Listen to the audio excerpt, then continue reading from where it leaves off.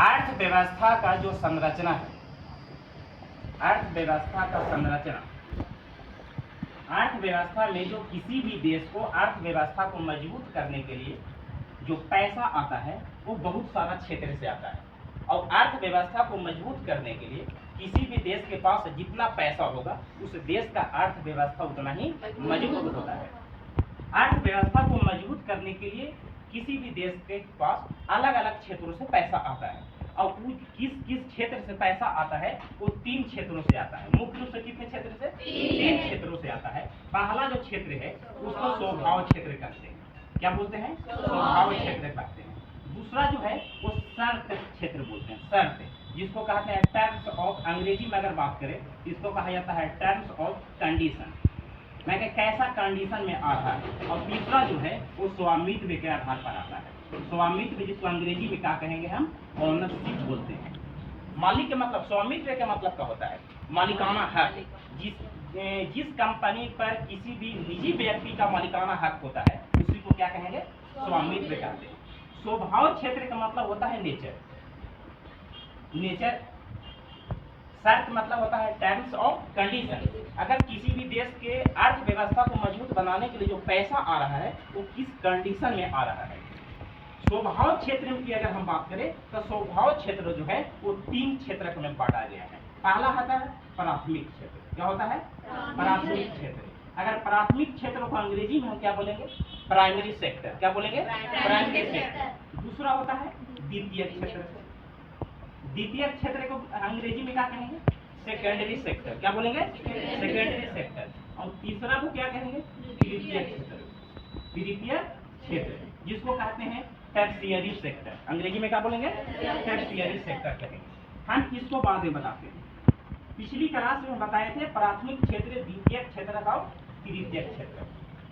अगर हम जो किताबी भाषा जो आप लोग को कल हम बताए थे, अगर इसको हम और आसानी तरीका से अगर समझाने की प्रयास करें अपनी लैंग्वेज में, अपनी भाषा में, तो प्राथमिक क्षेत्र में वैसे क्षेत्र आता है, वैसा क्षेत्र आता है जो अपने आप से होता है।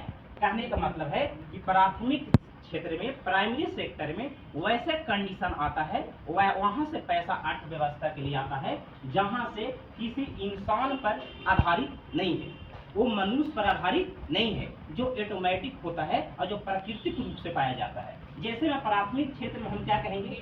कृषि। प्राथमिक क्षेत्र में क्या आता है? कृषि। इसको पशुपालन भी आता है, वन भी आता है, मत्स्य पालन भी आएगा, कुत्ता पालन भी हो सकता है, मुर्गी पालन भी हो सकता है। अब बताइएगा, आप बोलिएगा कि प्राइमरी सेक्टर में, प्राथमिक क्षेत्र में आप बोले कि ये प्राकृतिक पर आधारित होता है।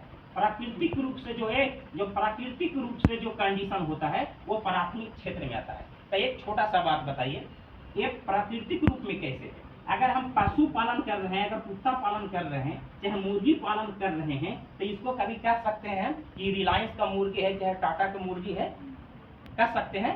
नहीं ना। ये प्रकृति पर आधारित है। कृषि अगर प्राकृतिक चाहेगा तब कृषि होगा। अगर पशु पालन हम कर रहे हैं, कुत्ता पालन कर रहे हैं, मुर्गी पालन कर रहे हैं, तो कोई प्राइवेट सेक्टर में नहीं आता है, क्योंकि हम किसी मुर्गी को हम ये नहीं कह सकते हैं कि इसको रिलायंस ने बनाया, या इसको ये नहीं कह सकते हैं कि इसको टाटा ने बनाया। कह सकते हैं? नहीं। तो जो प्राथमिक क्षेत्र में जो होता है वो प्रकृति पर निर्भर होता है। प्राकृतिक रूप से जो कंडीशन उत्पन्न होता है उसको क्या कहते हैं? हम प्राथमिक क्षेत्र कहते हैं।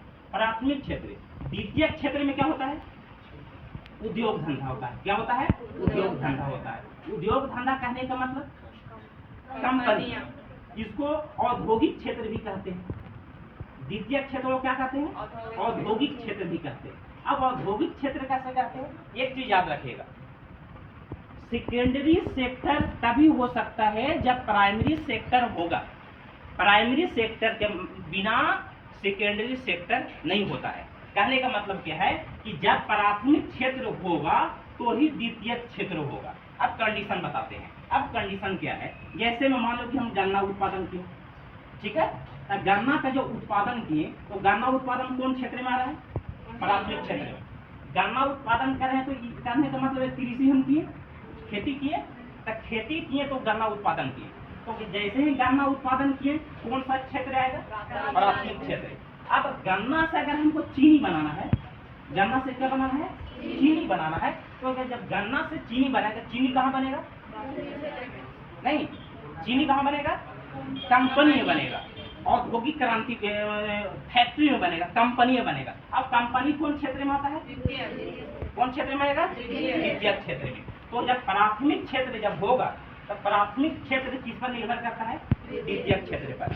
जब तक प्राथमिक क्षेत्र नहीं होगा, जब तक प्राइमरी सेक्टर नहीं होगा, तब तक सेकेंडरी सेक्टर नहीं हो सकता है। बात समझ में आया। तृतीयक क्षेत्र में क्या आता है, सेवा क्षेत्र।